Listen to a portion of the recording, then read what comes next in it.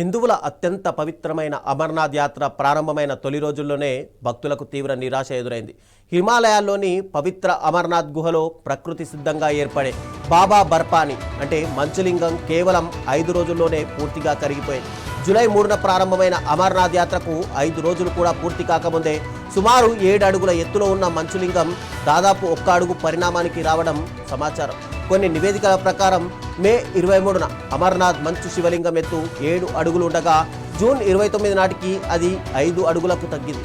ఇక జూలై 7వ తేదీ నాటికి తాజా చిత్రాలు ఆ మంచులింగం పూర్తిగా కరిగిపోయినట్టు వెల్లడిస్తున్నాయి. అయితే మంచు శివలింగం వేగంగా కరిగిపోవడానికి ఇదేమీ మొదటిసారి కాదు. 2016లో కూడా శివలింగం కేవలం 10 రోజుల్లోనే కరిగిపోయింది. గత కొన్నేళ్లుగా ఇలాంటి పరిస్థితే కనిపిస్తోంది.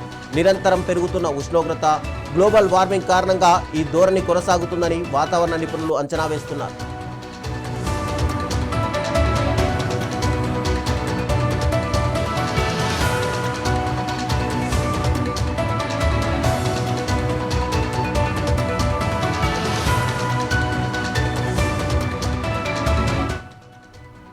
కాశ్మీర్లో పెరుగుతున్న ఉష్ణోగ్రతలతో పాటు చెట్ల నరికివేత, అక్రమ మైనింగ్ వంటి పర్యావరణ సమస్యలు కూడా ఈ పరిస్థితికి కారణమై ఉండొచ్చనే అభిప్రాయాలు వ్యక్తమవుతున్నాయి.